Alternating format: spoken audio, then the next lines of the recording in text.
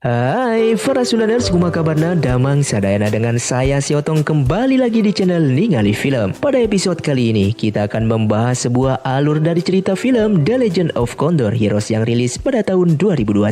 Film ini menceritakan seseorang pengembara yang mampu mempelajari dan mengendalikan jurus tertua yang tak bisa dikalahkan oleh siapapun. Untuk teman-teman yang suka dengan konten di channel ini, jangan lupa subscribe dan nyalakan lonceng notifikasinya. Dengan begitu kalian tidak akan ketinggalan dengan video terbaru di channel ini. Dan tidak usah berlama-lama lagi, mari kita mulai ceritanya.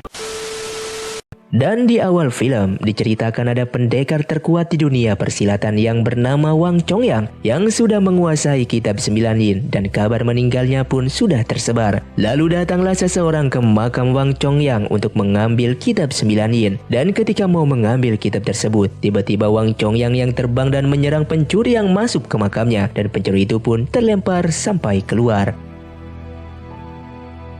Dan 20 tahun kemudian, ada seorang pemuda di perjalanan menuju suatu kota dan dia berhenti untuk meminum arak yang bernama Guojing. Tiba-tiba diserang langsung oleh orang-orang misterius dan pertarungan pun terjadi.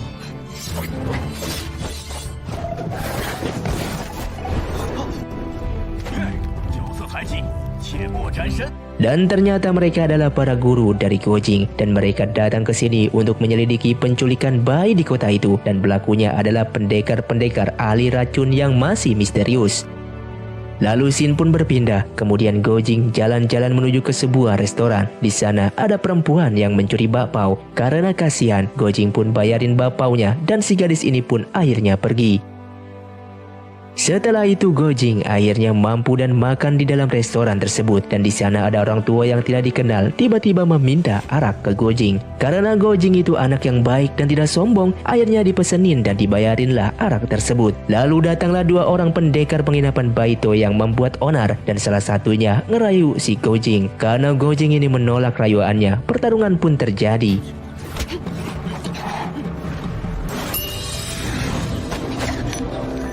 Dan kemudian datanglah perempuan pencuri yang tadi untuk menolong Guojing. Lalu pendekar Baito tadi pun memilih untuk pergi. Kemudian perempuan pencuri tadi pun akhirnya ditraktir makan oleh Guojing dan dibayar memakai batangan emas. Lalu mereka pun lanjut makan di atas.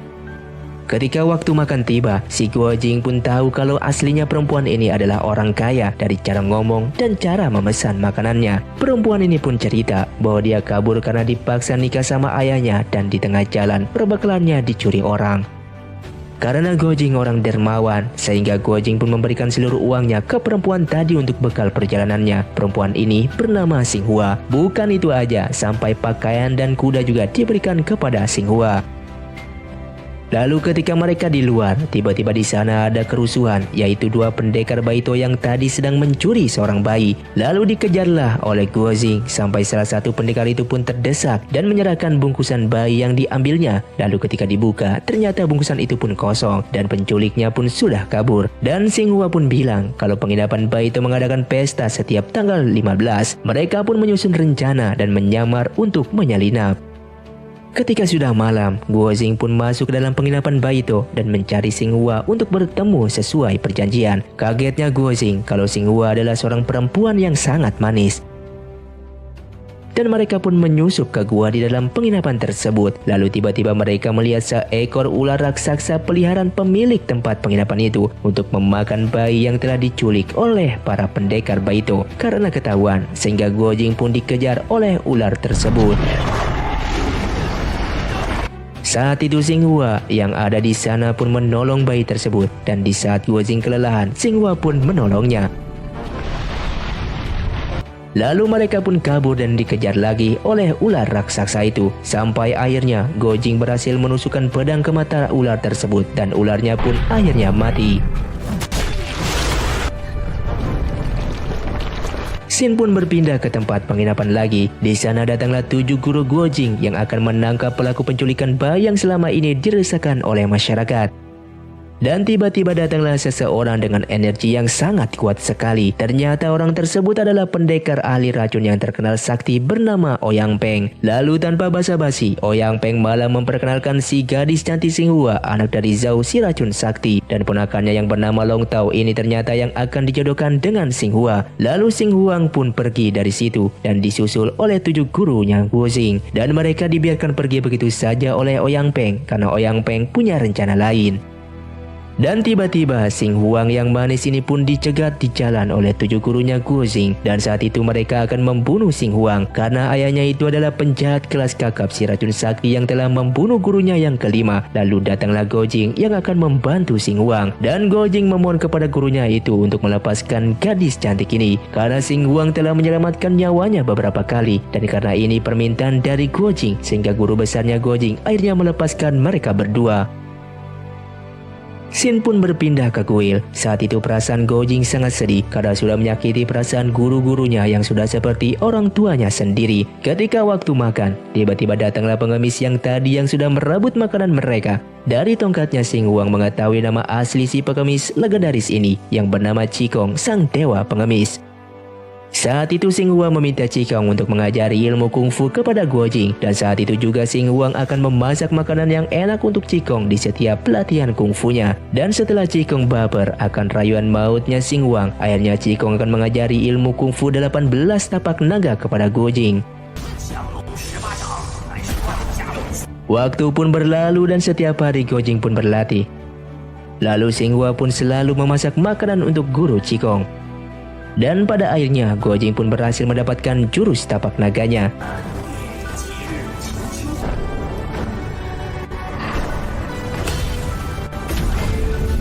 Dan itu pun hanya 15 jurus yang diberikan oleh guru Qigong. Kemudian guru Qigong mempunyai sebuah kabar bahwa pendekar Ouyang Peng dan keponakannya akan ke sebuah desa untuk melamar Xinghua. Scene pun berganti ketika Xinghua akan pulang ke desanya untuk menemui ayahnya. Tiba-tiba di perjalanan terdengar suara seruling. Dia adalah Zhao si racun sakti, ayah dari Xinghua, yang pada saat itu membuat Guojing kesakitan dan seketika hilang ingatan, lalu dia pun masuk ke dunia ilusi. Pada saat itu, Guojing melihat para gurunya mati terbunuh dan di belakangnya itu terdapat ular raksasa yang sebelumnya sudah mati, dan dia pun melihat Xinghua sedang bermesra-mesraan dengan Long Tao. Sampai akhirnya dia masuk ke sebuah gua dan di sana ada seseorang aneh terkurung yang sudah bertahun-tahun. Sampai dia ngomong sama tangannya sendiri karena di sana dia hanya sendiri, dan tiba-tiba dia mendatangi Guojing. Dia adalah guru tua nakal yang bernama Ta Fen. Singkatnya, jadi mereka ini dikurung di dunia ilusi yang dibuat kitab 9 yin yang dulu pernah dipelajari oleh ibu dari Xinghua, tapi hanya dipelajari setengahnya. Dan akhirnya guru Ta Fen memberikan kitab 9 yin yang asli dan suruh Guojing untuk menghafalnya dengan cepat. Saat ini Xinghua pun sudah di rumahnya dan dia sedang kesepian dikarenakan Guojing telah masuk ke dalam dunia ilusi oleh ayahnya Xinghua.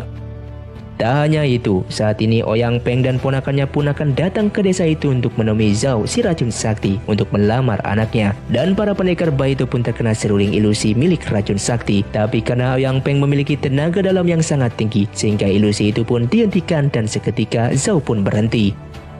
Kita kembali ke Guojing yang sudah ngapalin kitab 9 yin, yang saat ini Guojing akan membuka dimensi ilusi untuk keluar dan akhirnya pun berhasil.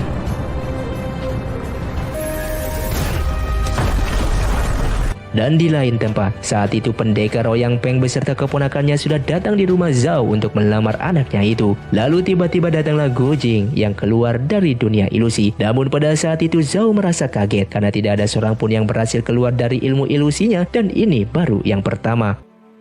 Dan guru Qigong pun tiba di sana, lalu dia mewakilkan muridnya itu untuk melamar Xinghua. Karena Xinghua dan Guojing sudah sama-sama sayang, jadi tidak masalah siapa yang akan datang duluan. Dan akhirnya Zhao mengadakan turnamen untuk berduel merebutkan putrinya itu. Mereka pun berkumpul di arena, dan siapa saja yang keluar dari arena itu duluan, maka dinyatakan kalah. Saat itu guru Qigong bertarung dengan Long Tao. Dan pendekar Ouyang Peng dengan Guojing.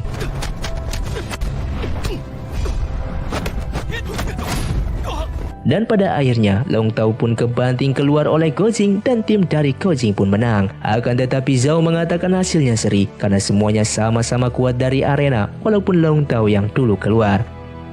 Pertandingan selanjutnya adalah menghafalkan surat wasiat istri dari Zhao si racun sakti. Mereka dikasih waktu setengah jam untuk menghafalkan dan pertandingan pun dimulai. Dan ternyata yang luar biasa adalah Gojing yang bisa menghafalkan dan membaca surat wasiat itu sampai ke bagian yang tidak terbaca. Dan ternyata bagian itu adalah dari kitab 9 yin yang sebelumnya Gojing sudah menghafalnya. Lalu Zhao si racun sakti keheranan melihatnya. Hasilnya Gojing pun menang dan pendekar Ouyang Peng mengakui atas kekalahannya itu.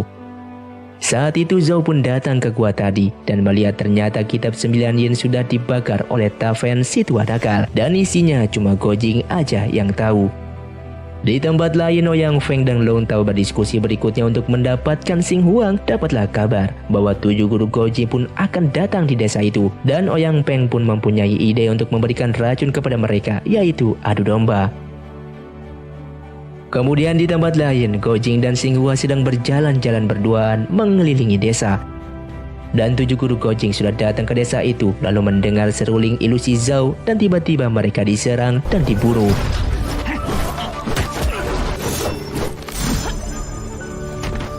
Dikarenakan 7 guru Gojing ini hanya bisa mendengar dan buta dan mengira yang membunuh mereka itu adalah Zhao si racun sakti, Gojing pun datang dan dikasih tahu oleh gurunya kalau yang membunuh mereka itu adalah Zhao si racun sakti. Saat itu Gojing pun marah sekali dan pergi ke tempat Zhao dan perkelahian pun dimulai.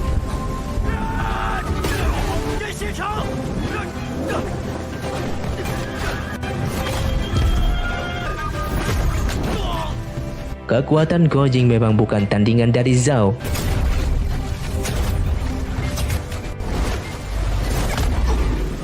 Kalau dia adalah yang membunuh 7 guru Gojing dan akan membawa Gojing pergi karena cuma dia satu-satunya yang tahu isi dari kitab 9 yin. Lalu Ouyang Peng pun bilang urusan ini akan diselesaikan di Gunung Hua. Saat itu, Gojing pun dibawa ke tepi jurang dan dipaksa untuk ngasih tahu isi dari kitabnya. Lalu ternyata Xing Hua pun disandra dan dimanfaatkan untuk membuka suara si Gojing dan akhirnya isi kitab 9 yin pun dibacakan.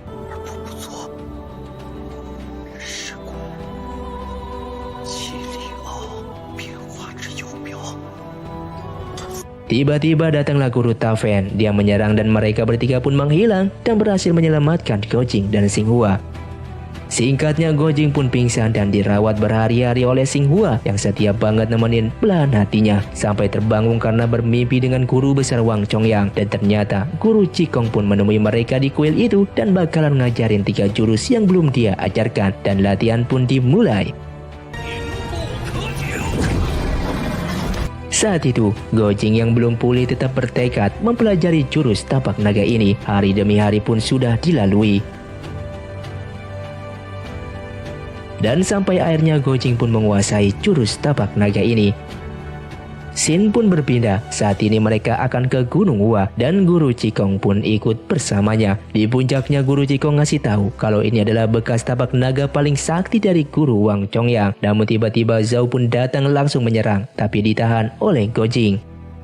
Dan Gojing pun memanggil Zhao si racun tua sebagai ayah mertua. Tidak lama Ouyang Peng pun datang dan guru Qigong pun bilang kalau yang bisa ngadepin itu Gojing. Pertarungan pun dimulai. Saat itu Ouyang Peng pun agresif menyerang, tapi akhirnya tetap dikalahkan oleh Gojing.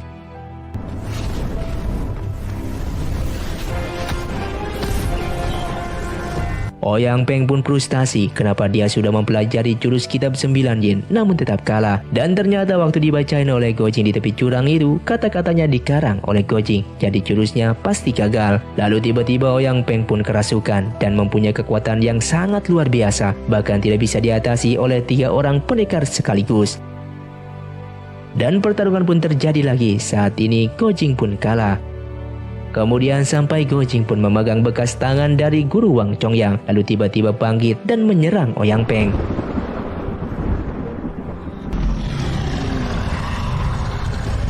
Dan keluarlah jurus tapak naganya yang mengakibatkan Ouyang Peng mati.